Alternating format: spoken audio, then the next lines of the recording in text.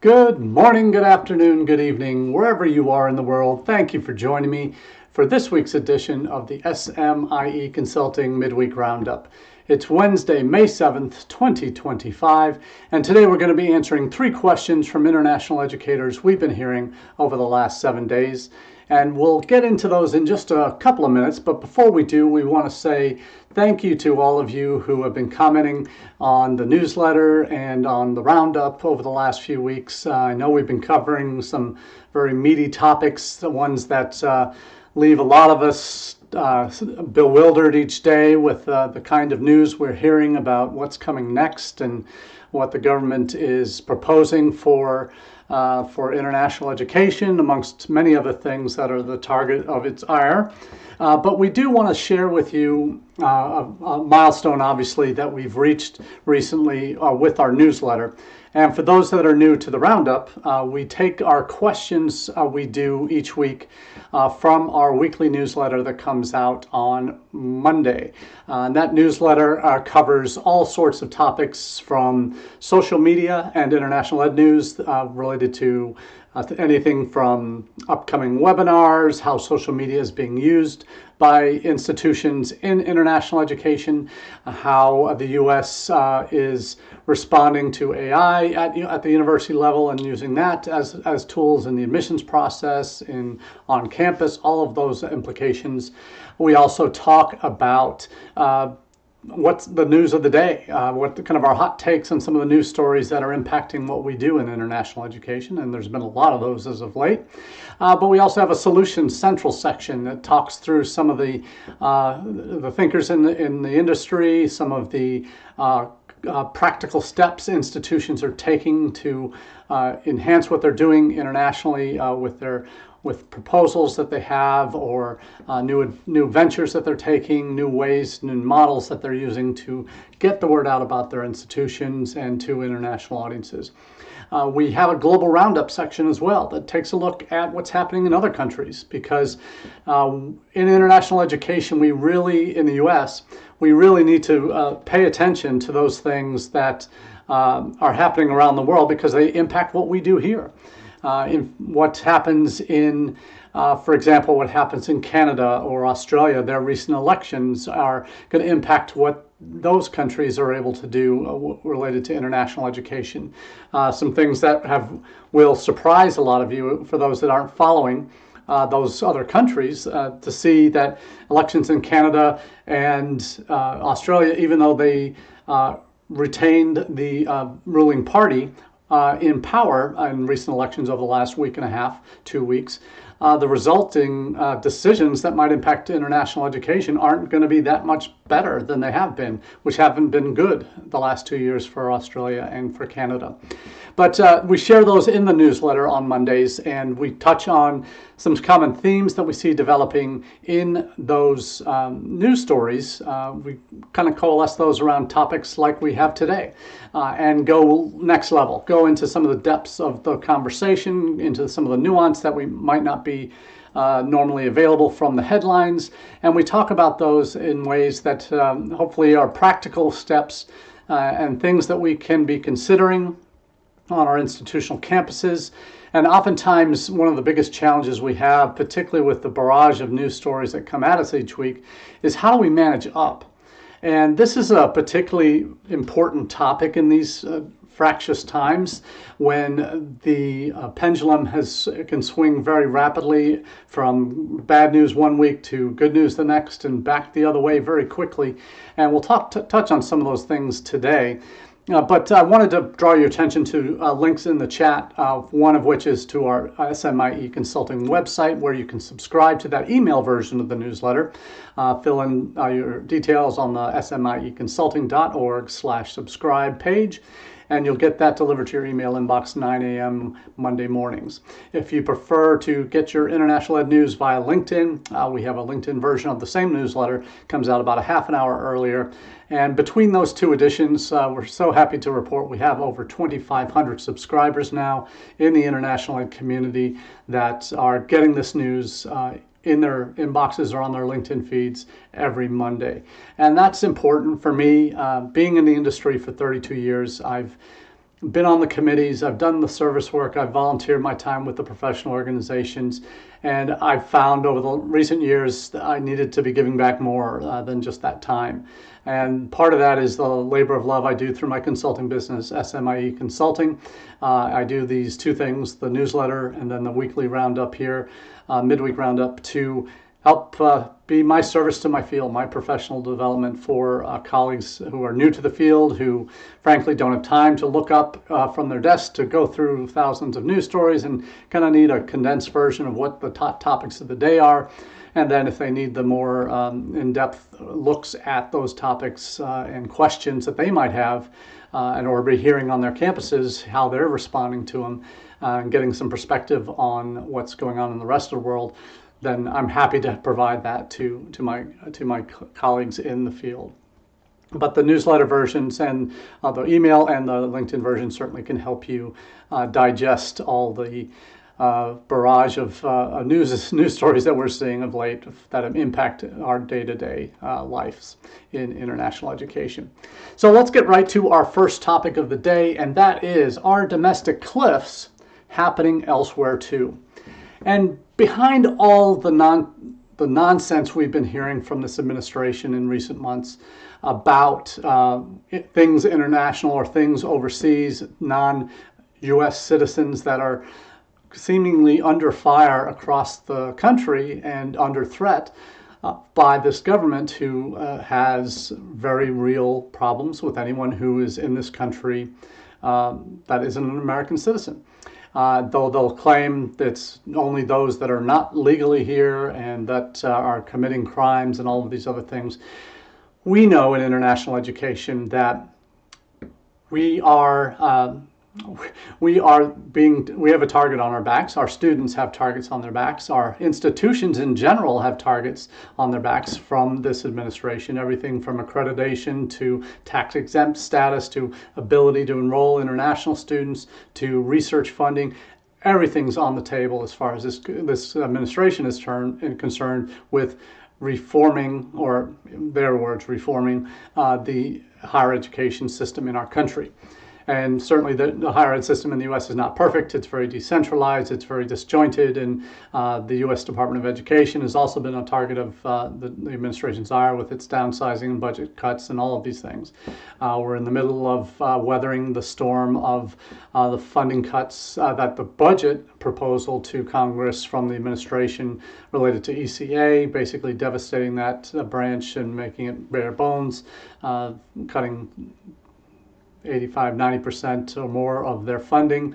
That's the budget proposal they sent to the Hill. Whether that actually gets fulfilled or acted on by Congress, it's not going to be passed carte blanche, because that first Trump administration tried the same thing to consistently cut ECA, cut the State Department budget, and those attempts were all rebuffed in the first Trump administration by advocacy efforts and actions on the Hill by bipartisan folks in support of international education. We're hoping the same thing happens again, and we can't let up on our advocacy efforts. We worked with getting these cases that heard of our students that had their SEVIS records terminated, and those that were brave enough to file suit. In the 65 cases or so, some of them multiple students in a sort of class action suit, filing suit, the government had to back down because they didn't have any evidence to support their goal.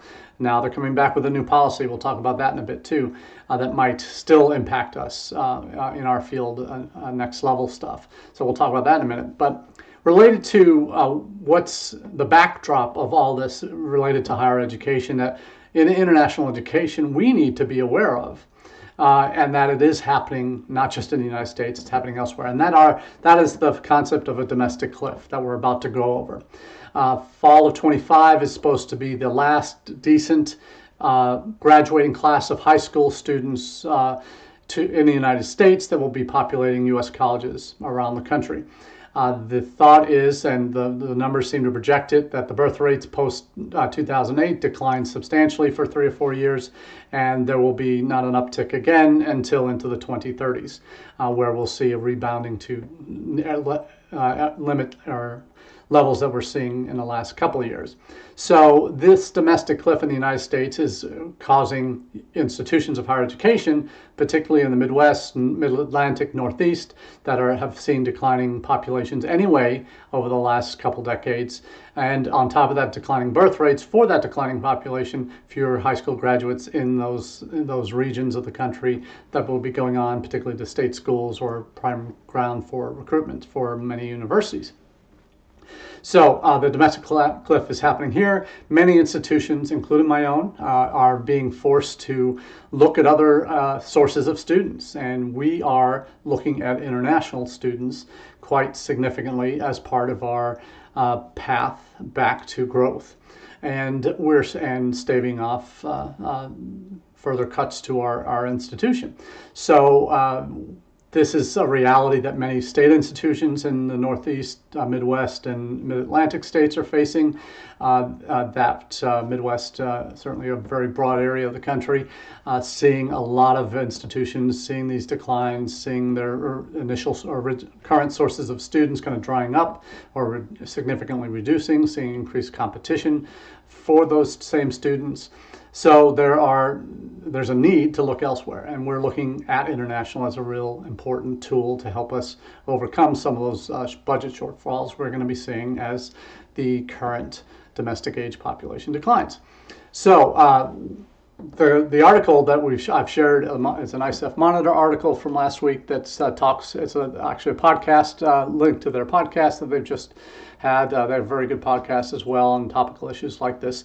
And one of those is the domestic enrollment cliff, a global phenomenon. And what they make clear, and we've kind of seen, we've alluded to this issue of declining domestic populations as we've talked about some of the other countries around the world that are particularly in East Asia that have, and even now in Europe, that are aligning their international education policies in terms of visa entrance and work permissions post-study to make it easier for international students to come in, get educated, become the skilled workers that country needs, and then offering them work permission and pathways to residency and citizenship very easily, and making that process much smoother and removing obstacles and making a student status dual intent so that they can stay and be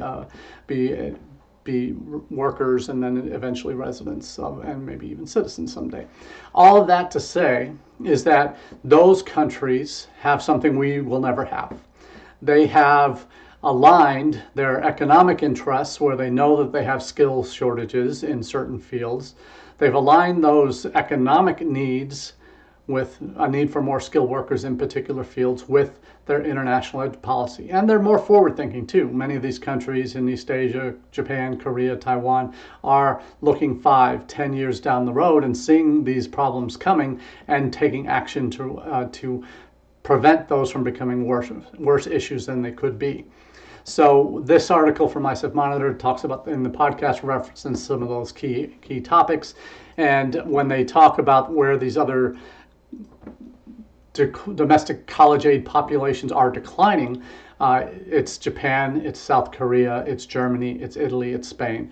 And these are countries that have seen these issues coming and have begun to adjust their policies to become more international student friendly, to make the process of coming easier, to make it a more attractive destination, to reduce costs, to allow for extended benefits after they're done for work permission. All that's already happening in those countries. We've talked about that regularly with regard to what Korea is doing, what Japan's doing, what Taiwan is doing. They've implemented specific scholarships on the front end for international students to come that also have some work requirements on the back end, but then making that pathway to work and extended work and into residency much clearer for them, because they have needs in their economy. These international students are being admitted to programs that they know are going to be high need for their countries in the coming 2 to 4 or 5 years. So other countries are responding well to the need to do this. We, on the other hand, in the United States, we've never had an international ed policy. It's fundamentally antithetical to what we do in federal government in the United States because we are such a decentralized country. Even at the federal level, when you look at how our government is set up, the amount of the number of branches of government, not branches, but departments within the federal government that impact or have international education, touch on it in some way, shape, or form, are ones that are at cross purposes. They do not align with anything really, other than, yes, having international, or in the past, but maybe before this administration, they did not align in terms of providing a unified front for the country as a whole in terms of policies that allowed for what these other countries are doing now, allowed for an easier entry into the country, into the ability to work after they're done with their studies, and all of these things. We make it far too difficult. We have skill shortages across the country in major skill areas, and we don't have our domestic age populations to fill them. So in the reality is we need these, we will continue to need these skilled workers from overseas because we're not producing enough of them here from our own population. So that has certainly impacted other countries to the point where they've recognized, our leadership have recognized, but in the US we can't do that. Department of Education barely touches international and only through funding for students to go abroad. I don't really have anything specific for students coming here.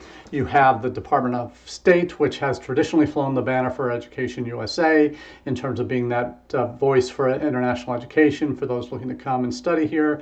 The State Department's real take on international ed is we want foreign students today become world leaders tomorrow, that they come here and go home.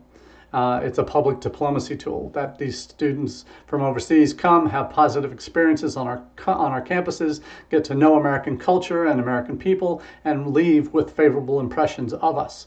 And when they're back home in their countries, they become leaders, and it may be influencing policy, maybe government leaders, maybe politicians, prime ministers, presidents someday. That can impact positively. That's the State Department's perspective on it. Department of Ed, only for outbound students, our students going overseas. For Department of Homeland Security, we know what they do now. They are all about security and all about minor infractions becoming an expendable, a terminatable offense from parking tickets on up. We now see DHS's perspective has always been security, securing our borders, and making it as difficult as frankly possible for individuals to come into this country, especially with this current administration. We also don't know what, we have a two-stage process for entry. It's State Department issues visas, Department of Homeland Security actually lets people in or not to the country based on how those CBP officers feel on the given day and how their feelings when they interview someone as they're entering the country off a plane where they've traveled for hours and hours. So that their purpose in Homeland Security is very different from State Department, is very different from the Department of Education. Then you have the Department of Commerce, which you would think in this administration would be the department that would maybe perhaps best drive international education initiatives, because education, international education, is our sixth largest export industry in this country. And I know it's hard to think of that as what we do as an export industry, but we're bringing students in, we're bringing revenue in from overseas. We're exporting our education to the world, and in so doing, we're bringing revenue to our colleges, to our communities, to our states, to our nation as a result of these students coming from abroad. The $45 billion a year impact, economic impact these students have with tuition revenue, housing, the jobs that are created as a result of these international students being here. For every 3 international students, there's 1 job assigned to that in the United States, whether it's a campus job, whether it's someone in the community that provides housing for graduate students, whether it's stores that have to have additional inventory to meet needs of overseas families. All of these things impact the economy. That's why it's the 6th largest industry, and that's what Commerce puts the weight of their interest in. It's developing U.S. business interests, and universities are businesses in the Department of Commerce's eyes. So it's a financial driver from the Department of Commerce. Then Department of Labor is part of the equation too, much less certainly at the back end in terms of their policies for H-1Bs and Ls and all of these other worker visas that students can eventually matriculate into. Part of that problem is we don't align our our federal departments on international education policy at all. There's been kind of lip service paid through these agreements to have conversations that started back in 21, I think, at the EdUSA Forum, where you got the representatives from those major departments together and put out a joint statement on the importance of international education. And they agreed to meet regularly and consult and all of these things, but they really didn't do anything together. So we're in a situation now where we have to do something. And what is the administration going to do? Because they're clearly not going to be they're not taking the approach that they need to be. Performing the kinds of things that Taiwan, Japan, Korea are doing now. Germany is doing in response to domestic cliffs. They could care less, frankly, in this administration. So unless voices of reason prevail in the White House and senior leadership, it doesn't seem likely it's happening soon. So the next question is, how do we respond to this administration's actions? We've celebrated last week the reversal of the terminations in SEVIS, and we got also a little bit of a sense on how it was being done, how these terminations actually happened. Now we're getting the news that there's a new policy that is being floated within Department of Homeland Security. Immigration officials have a new policy that would look at different mechanisms that would actually codify the ability of DHS to terminate records and the inherent authority that is in this new as needed. They have the inherent authority to terminate these records as needed, and it doesn't say what those specifics are, but just says that the vague evidence of failure to comply with non-immigrant visa terms and a visa revocation can happen as well. They tie those two together, which can be issued by the State Department without evidence of a violation. So expanding the powers of State Department to terminate visas without review, that would also importantly not be subject to court challenge. That immigration attorneys have said that this is going to be, and it's an Inside Higher Ed article that I posted the link to, that if it's implemented, the new policy would enshrine broad permissions for ICE to begin deporting students practically at will. Now, these are immigration attorneys that will obviously challenge these in court, and the key is how these terms are defined. And normally, SEVIS terminations only occur when institutions indicate a student has been less than full-time without academic reason or health reasons, that they haven't updated their address, they haven't updated their major with us and gotten new documents. Usually it's the institution that is doing that. Clearly, with this tranche of up to 4,500 is the kind of the number that has been thrown around by those that have been reporting it. I think the Chronicle is leaning more towards that 4,500 number in terms of number of students that have had their status terminated. We're now at the point where we have that 4,500. This is 4,500 that had at some point had a violation of anything from a parking ticket to a speeding ticket to a lane violation, usually motor vehicle related, to maybe they got into a fight at their previous institution and they transferred institutions. Maybe that was resolved, but the way it was determined is you had the 1.3 million students that were in SEVIS. You have criminal databases or federal, state, and local databases that were cross-referenced for any infractions, and they came up with, out of 1.3 million, came up with 4,500, maybe 4,500 students in that mix. So that is 3 3/10 of 1%. 0.3% of all international students had even something minor happen. So a very, very, very small microcosm, that, and none of those, as far as we can tell, maybe there are 4 or 5 that had something violent like a DUI or vehicular homicide or something like that, that would be cleared felony violations that should result in deportation, revoking student status. It usually never got to that point because the students left the country and didn't want to have to and face charges or whatever it might have been, or the governments removed them if they were on scholarship. So this new policy, if it's not official yet, and if it gets implemented, it's going to be a big deal. There's going to be another round of lawsuits, all of these things to challenge the policy, because the key phrase, and again in the Inside Higher Ed article makes it clear that evidence of failure to comply with non-immigrant visa terms.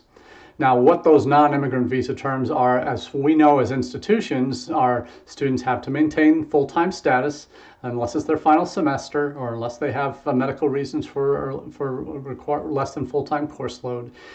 They have to update their address within a certain number of days of a change. They have to update their major in a similar time frame. All of these things are reporting requirements that are tied to their non-immigrant status. There isn't huge documentation on violations of what level of if misdemeanors are okay, felonies are bad, and can lead to termination. Normally, it's student does something to if there is an international student and a student does something that violates the university code of conduct, and then they're expelled from the university.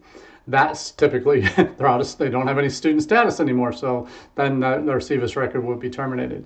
But there has not yet been, it's certainly not codified anywhere in the law as to currently that what it qualifies as failure to comply with their terms, or what is a violation of status in terms of a legal violation versus something that is just a parking ticket or a speeding ticket. It's a moving violation, basically. That's not a deportable offense, one would think. Common sense would say that that was not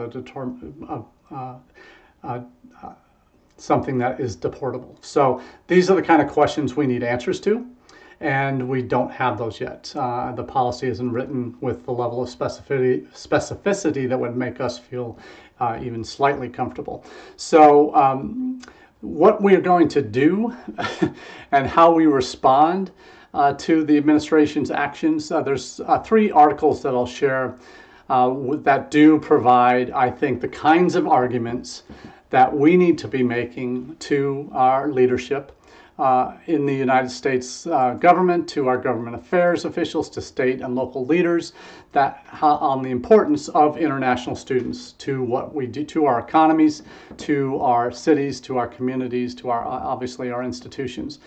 First of those is from David DeMaria, a good friend and colleague at the University of Maryland, Baltimore County. His is titled "Deporting International Students Risks Making the U.S. a Less Attractive Destination, Putting Its Economic Engine at Risk."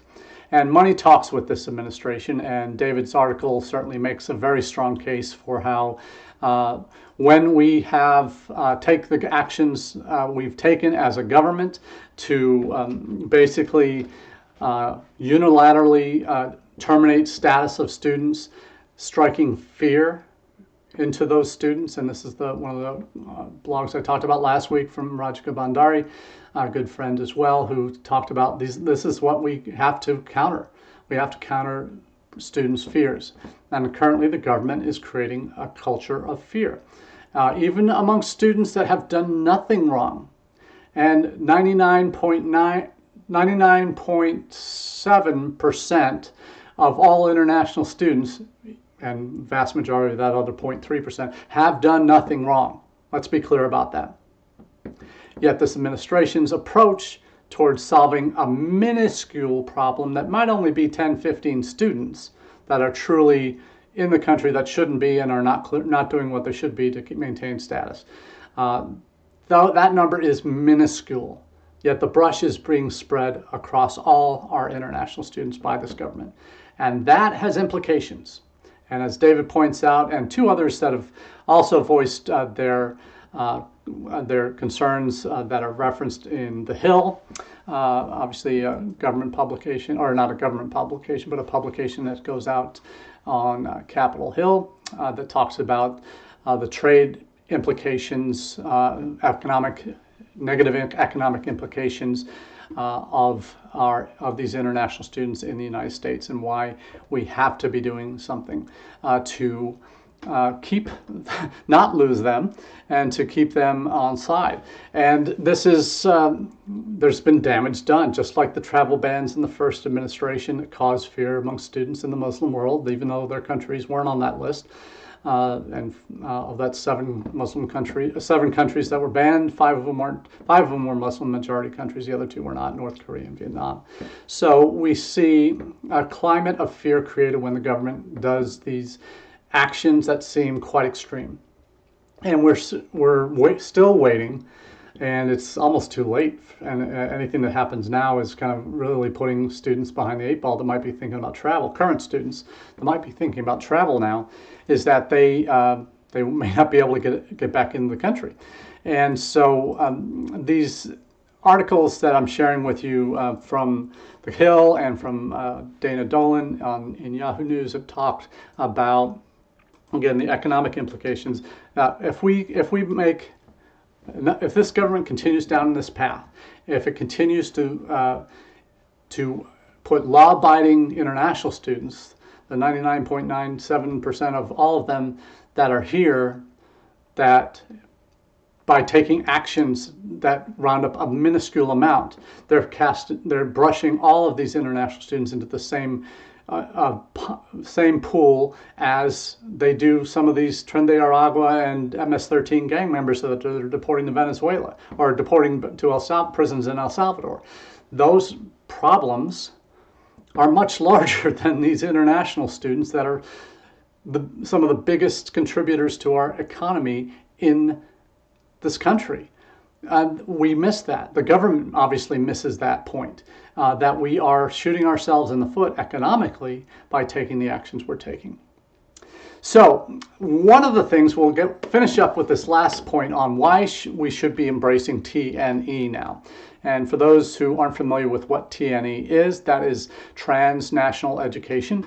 And it's something that basically means you're, as an institution, you're delivering your academic program content in other countries in a variety of different formats, either through online, all online courses taught somewhere around the world, anywhere from the comfort of students' homes, to a bricks and mortar building that you build yourself and have your own campus facilities. We see about half to a dozen universities that are really doing that well in the United States out of the 4,500 that we have. So very few are actually doing that bricks and mortar piece well. And then there's a kind of a middle ground, a hybrid version, sometimes called a campus and campus environment, that looks at ways to have other university or another institution's facilities, leasing those to deliver your programs in country on another university's campus. So a campus and campus for some of your top programs. And there's a growing list of institutions in the US that are doing that now. We've just seen today, and there'll be a story in the newsletter next week about it, IIT has become the first, that's Illinois Institute of Technology, has become the first US institution to get a campus approved for India. A physical campus approved for India. We've seen, and the article I'm posting now talks about University of New Haven has also been the first U.S. institution to get a branch campus opened in Saudi Arabia. So there are U.S. institutions, and increasingly we're seeing these develop. In India, it's a really hard sell. There's a lot of bureaucracy there, and there really has to be close ties and someone on the ground to really facilitate those agreements, because there's a lot of bureaucracy in India, and it makes it very difficult to do your own facility, campus overseas of your institution. But why is TNE important? Well, if the recent discussions we've just been talking about this hour have given you any clue, is that the environment right now for international education in the United States is not great.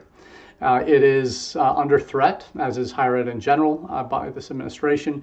It's being called into question. Everything is being challenged. And the climate abroad and the view of the United States abroad for whether we're still a welcoming destination as a country for international students is being damaged. We're not the shining city on the hill anymore for international students because of the way this administration is acting. So that will have consequences, and the enrollments this fall will certainly reflect that. We'll probably see the first non-9/11, non-COVID related decreases in new international students coming in this fall when we see the SEVIS by the numbers reports in probably September, October. No doubt that's going to happen. So TNE is the way to still deliver your education abroad to students in countries that maybe don't have any issues in terms of allowing students to come in. We've talked often about how many other countries are trying to become destinations for international students, to become regional hubs in Southeast Asia, in the Gulf, in other countries, to become regional hubs to attract more students from their local diaspora or local regions. So that's happening already organically and has been since COVID. Well, we've seen the real desire, particularly on the part of Chinese students, to study more locally. They've gone to Hong Kong, they've gone to Malaysia, they've gone to Thailand, they're going to Indonesia. They're going regionally instead of across the globe now in increasingly large numbers. So as institutions here, if we're partnering with universities in countries that want to enroll students from abroad and become an increasingly attractive destination in their areas, if they are partnering with U.S. institutions to offer degree programs that they want, English taught degrees are the fastest growing industry in higher ed these days outside the United States and English speaking world, that if we're able to offer our programs on their campuses to students, that's a marketing gold for an institution that's trying to become a regional hub for international students, because it'll be on their campus. They might might have students that do their courses elsewhere, but it'll increase the traffic of international students to their campuses. So that's why we should be embracing TNE, because it's going to be a lot harder to get students in the front door now while this administration is still in power. So we need to be doing everything we can to explore options down the road. That might be a year or two off before you're able to realize any enrolled students that you're going to get revenue from to offset the students that won't be able to get in the front door. So that is something you need to be exploring now. The Brits have been doing it for years, decades. They have, for the last 3 or 4 years,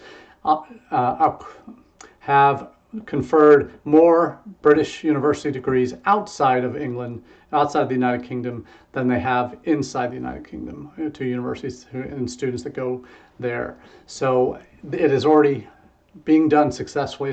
There are cost-benefit analysis that will say it might be not as lucrative as you might think, but it's still a way to enroll students in your programs and have a revenue stream coming. Could be 200-300 students at a time if you have multiple locations around the world that you could be delivering these programs. And that adds up quickly if you multiply that across various institutions.